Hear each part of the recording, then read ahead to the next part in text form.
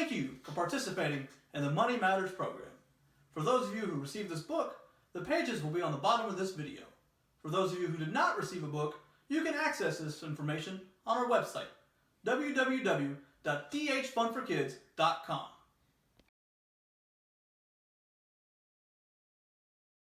Welcome to Session 4 of the Money Matters program. Today we are going to look at a few budgets, and you are going to see if there are any ways in which we can improve them. Before we see those budgets, we will examine how each budget was built. On the board we got some words for us.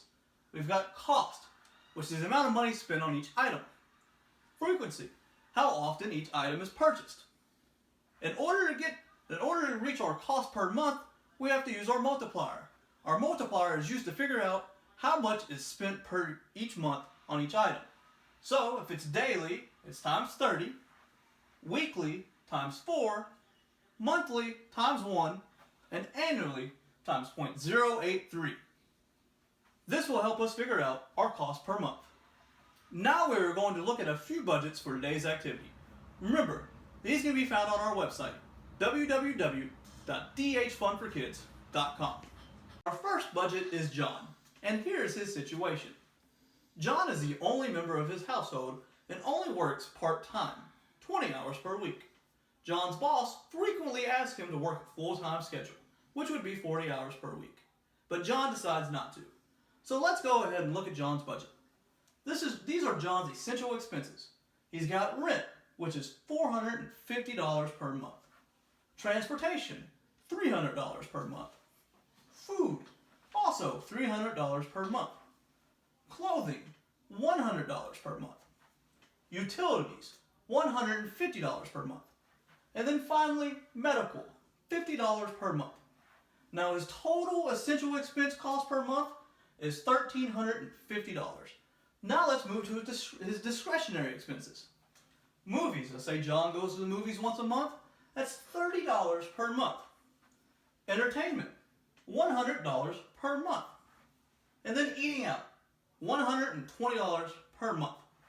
His total discretionary expenses is $250 per month. John's income is $1,600 per month. His total expenses is $1,600 a month as well. This leaves John with $0 remaining. John is one of those people that we mentioned in the previous session that lives paycheck to paycheck. Now take some time to look at John's budget and think of ways in which he can improve his financial well-being.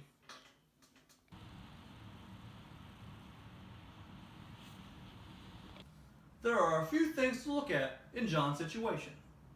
First, as we noted, John's boss was asking him to work an extra 20 hours per week, which would automatically double his budget and really improve his financial situation. There may be other options for John as well. If he wants to stay working part-time, maybe he can pursue a higher education while he's working that part-time schedule. And when he graduates, he can look for a career he would really enjoy working full-time. Now it is time to look at another budget. Let's take a look at Melissa's family budget. Now her family budget looks similar to John's, but she's added a few things. Savings, which is an essential expense at $250 per month. Education, $250 per month. This could be for student loans. And then child care, $500 per month. This brings her essential expenses total to $3,550 per month. Now let's look at Melissa's discretionary totals. This also similar to John's, but she has a few things too, such as gifts, $300 per month, as well as health and fitness, $200 per month. This brings her discretionary expenses total to $1,200 per month. Melissa's monthly income is $5,000 per month, and her monthly expenses is $4,750. That leaves us with a remaining total of $250. Is there anything Melissa's family can do differently for their budget?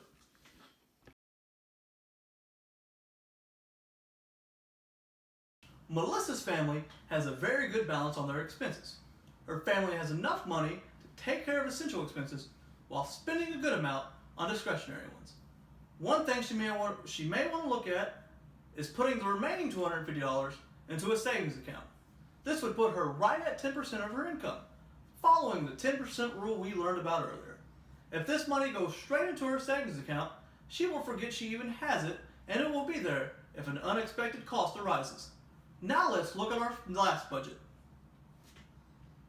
Jeff lives in an expensive downtown apartment with his family. He knows it's expensive, but thinks it's worth it for the view of the river. They enjoy going out to eat frequently and rarely eat at home. So let's go ahead and take a look at Jeff's budget. These are Jeff's essential expenses. So he's got his rent for his downtown apartment at $1,500 per month. Transportation, $350 per month. Food, $300 per month. Education, $250 per month. Clothing, $50 per month. Utilities, $400 per month. And then finally, medical, $200 per month. This leaves Jeff's essential expenses at a total of $3,050 per month. Now let's look at Jeff's discretionary expenses. Jeff's family goes to the movies, that's $200 per month. Entertainment, $300 per month. Eating out, $300 per month. Health and fitness, $100 per month. And finally, credit cards, $100 per month. Jeff's monthly income is $3,500. His monthly expenses is $4,050. That brings us to our total remaining dollars of negative $550. What could Jeff's family do better to balance their budget?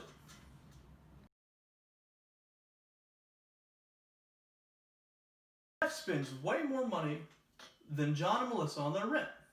If his family found a less expensive place to stay, they could also save a lot of money. Jeff's family could also eat at home more often and not spend as much money eating out.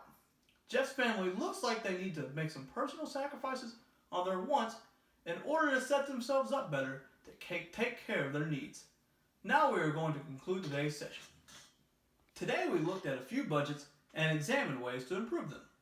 No two families will have the same budget, as each of our incomes and expenses will vary. Also keep in mind our income and expenses can change from time to time as well. It is important to learn how to be flexible when building a budget and realizing what kind of things you need and which you can live without. Learning the aspects of a balanced budget now can help you take control of your finances in the future.